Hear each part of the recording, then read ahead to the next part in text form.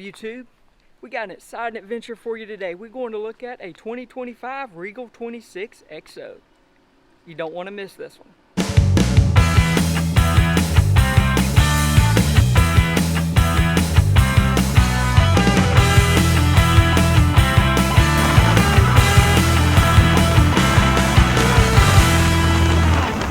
Hello everyone, welcome to the Boater's Voice. We're here with a 26-foot Regal XO Outboard Edition. This is our new friend, Cliff Stargard. Cliff is the proud owner of this boat and he'll be giving us a tour of it. Hello Cliff. How you doing, Will? How are you? Oh, it's a great day to be out on the water and great day to be boating in Tampa. Oh, it's absolutely gorgeous here and it's almost October. Almost October. That's right, and it's still beautiful sunshine. And then it's hockey season. Oh yeah, I forgot about that. That's You're right. Well, how about you jump aboard and give us a tour? All right, Cliff, again, thank you so much for having us out on this beautiful boat. Just a story, where are you from? Yeah, I grew up in Richmond, Virginia. Okay. But left when I was 18, went to college in Boulder, Colorado. Okay, what'd you study? Mathematics. Okay. Yep. Okay. And then got commissioned in the Air Force and then spent 27 years in the Air Force. Well, thank you for your service. You're very welcome. Yes, sir. And my last assignment was here in Tampa, stationed at MacDill. We loved the area so much we decided to stay, so I retired and now I work as a defense contractor. Good move, good move. So how long have you been around boating? You know, if I'm being honest about it, it's all my life.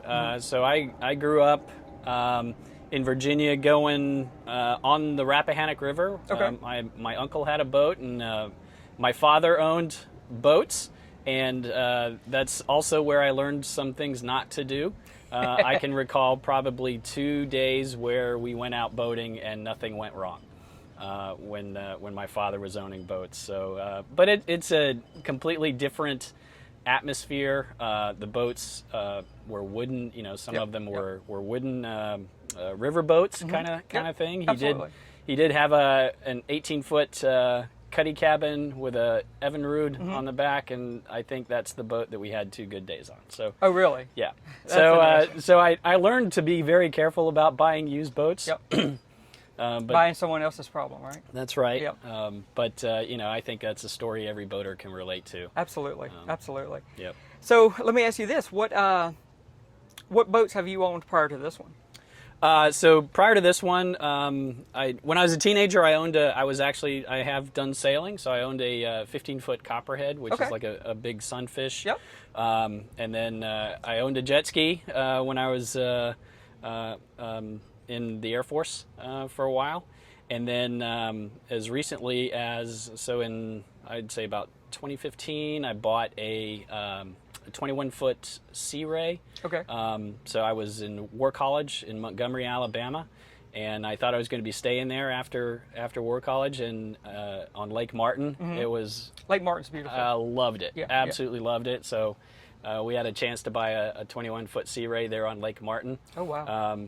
Which we did. Don't have to worry about barnacles there. Nope, no barnacles. And it was this is where I got introduced to this valet idea of dry storing a boat, and you call up the marina And they'll put it in the water? An hour later, we would literally get in the car. I would call the marina, and by the time we got there, it was gassed up and with ice, if you wanted Ice and beer, whatever you needed for the day. Whatever you needed, yeah. That's a great luxury to have on boating. And tooled around Lake Martin. Yes, I actually brought that boat down here to Tampa because you know how the military goes, last minute change to your assignment. So I got notified about 6 weeks after I bought that boat that I was coming to Tampa. So I brought the boat here to Tampa, then sold it after a couple years, and then bought a Crown Line 250 CR, which I loved, but it was a 2005, and in 2025 or 2024, it's a 20-year-old boat. Yeah, absolutely. So there were some things that were starting to go wrong with it that were just age related, and I no longer had confidence that I could go out and to be honest, I got tired of getting towed back to the marina. You know, that's a bad feeling. That's a bad feeling, losing confidence in your boat, because it diminishes your trust. You know what I'm saying? That's right. That's right. sometimes it feels like sometimes you spend more time on the dock than out on the water. Yep. Or every time you come back, you're talking to the manager to go, hey, I got this to get fixed. Hey, Yep. I got that Absolutely. to get fixed. So Well, you got a beautiful boat here. We spoke earlier, I love the outboard, right? yes, This boat is perfect for weekends, and correct me if I'm saying anything wrong. Weekends, day cruising, day drinking. It has a generator. Yep. Does it have AC? it does. That Yep. is awesome. So you could literally be out there in the middle of the bay, on the hook, AC running, staying cold, getting a good night's rest Yep. with no shore power. That's absolutely right. That's awesome. That's That's absolutely right. So in about 10 months, 9-10 months of owning this, I have 60 hours, 63 hours on the engine. I've got 40 hours on the generator already. Oh, really? So yeah, I love running the generator. Yeah. And it's, What kind is it? It's a Westerbeek. It's the 3.5, so the 3.5 kilowatt. Okay. Older ones, I'll just be honest. Older ones have had reliability and issues. Yep. And you will have people tell you that Westerbeek generators are lousy. Yep. And they have redesigned it. So, for example, the belts that need to get about 100 hours or so will need to be replaced. They used to be underneath, and now they're on top. So I think with their latest improvement, it's the B version of whatever the letters are that come after 3.5 Right. MGC, whatever.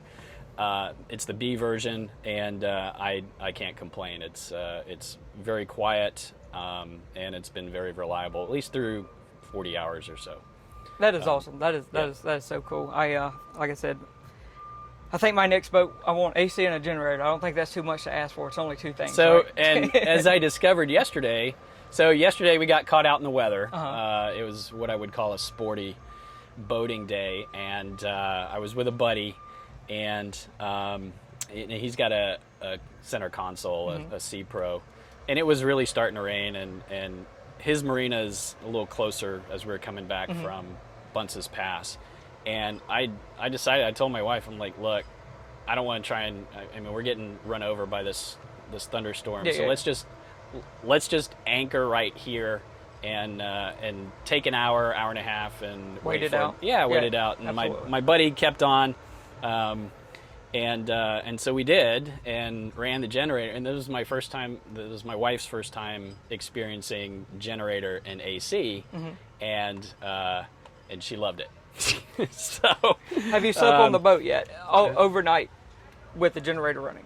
Yes. Yes. Yeah, Okay. I did anchored out one night to test it on the hook, and that's kind of magical because this boat also has underwater lights that are blue, and had those on, and a couple hours after sunset, suddenly it attracts a lot of fish. Yep. Absolutely. And it becomes a wildlife show. Yeah. At 11 o'clock at night or whatever. That is after awesome. dark. That is awesome. So let me ask you this: what drew you? Because obviously this, I wouldn't say this is a beginner boat, right? But Yeah. I would say that from my research, it's very easy to handle comparatively. Okay. Yep. So my question is, what drew you to this boat? What did you personally like about it? So it was the versatility, Okay. as you were talking about earlier, all the things that you can do on it. So here are the things that I've done on it. I've slept overnight. Okay. I've grilled. Yep. I've got a gas grill that goes right in the pole holder. I've driven it to hockey games. I've scuba dived off of it. I've fished off of it, and then go hit the sandbar and Relax. and beach it and relax Yep, and whatever. absolutely. So all of that. The only thing I can't do on it, I think, is sail. So Well, you do just with no sails. that's right. Put your bimini up. Yeah. Let it take you. Exactly. Well- So having the outboard, and especially the 350 was really the kicker for this. So this size boat, extremely versatile. My crown line was a stern drive with the inboard 350, and it's expensive to work on. And these outboards, especially the Yamaha ones, are especially for Tampa Bay. You go around and you don't see a whole lot of boats that are stern drives or Yep. inboards. You see all outboards, and so it makes it easier to maintain. People know the engine and so forth. Yep. Now let me ask you this, because this has an outboard, right? Yep. And this model does come with an inboard, is that correct? So I don't know if Regal still makes it with an inboard, Understood. but they did Yep. for a long time. Yep. So this leads me up to my question. Does this have the space where the outboard will go and you get extra storage by having the Absolutely. Outboard? Yep. Okay. And I will show that to you. Okay, awesome. Well, let's Except take a that tour. you're standing on it. Yeah, so this is the same hull that Regal offered their 26-foot inboard, and so that's what they've done. They've essentially taken out the inboard engine, put the engine on the back, and now you've got room for the generator, as you see there. It's got a black water tank. It's got fresh water, and then there's some storage. Yeah, that's a lot of storage. So It's all kind of under this seat, right? Yep. And these compartments, I've got my boat cover in there right now. I've put scuba tanks in here. Did you put a rack in there for them? Your scuba No, I tank? just lay them down. Okay. I lay them down right there. I got you. Yep.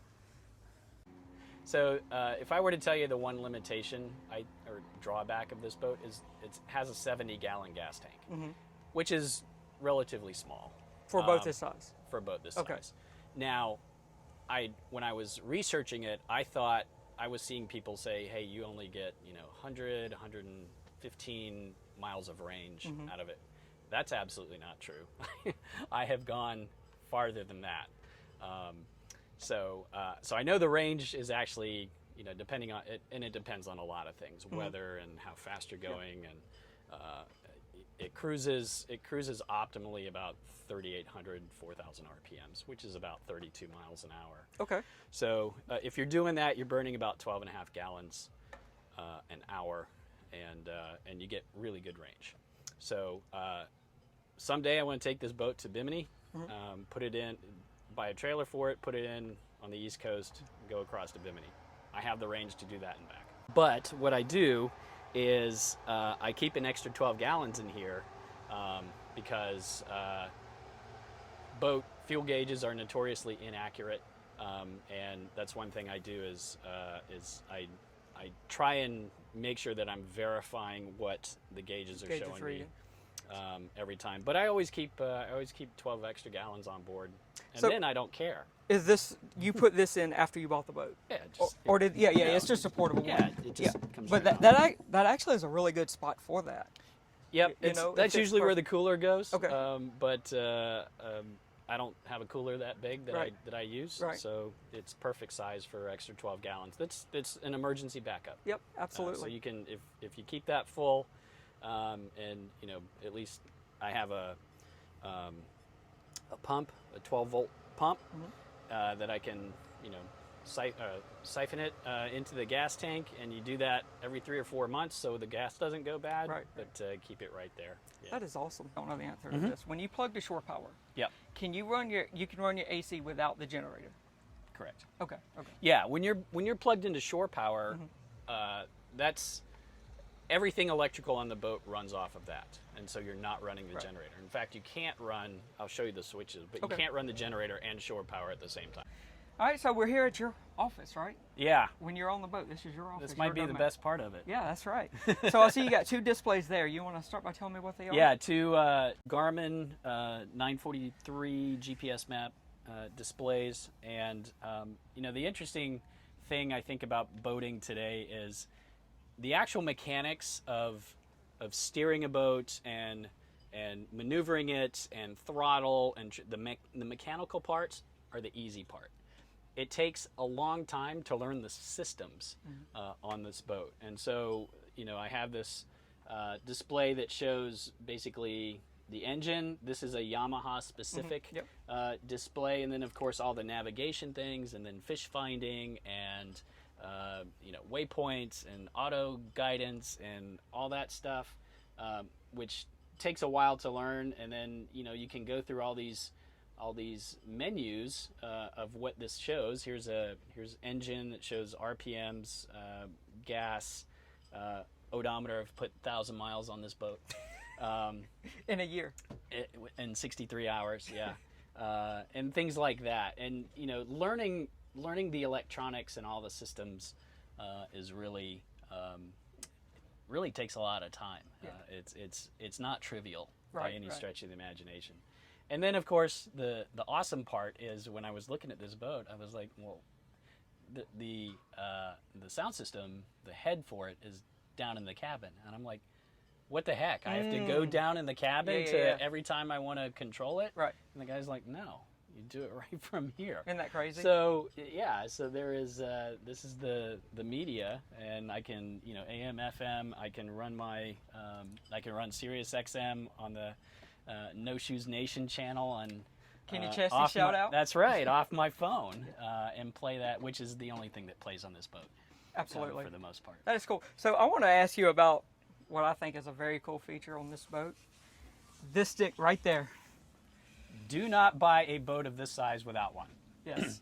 That is a bow thruster, and once you get good at it and have some practice, you can maneuver this boat anywhere. You can literally pivot it without moving, and you can get into and out of all kinds of tight spaces. I can make the boat walk sideways like this. I can pivot it with that bow thruster. So let me ask you this for our viewers that may not know. If we was to untie right now, right, and you hit your bow thruster this way, would the bow just turn around, or the bow and the stern? So if the boat is in neutral, Okay. it will push the front end. Okay. But then if I were to, whether it's turn the engine this way and forward, or this way and backward, Right. then with enough bow, enough Yep. bow thrusting, You I can could maneuver actually it move the boat sideways. sideways. That is awesome. Yeah, and it's a feature on some new boats that have twin outboards. You can actually crab walk with just the two outboards without a bow thruster, but having a bow thruster and a single outboard, now you can do it on this boat. That is awesome. That is awesome. And obviously you got your switches, your bow light, stern light, bilge, stuff like that. The normal stuff. Yeah.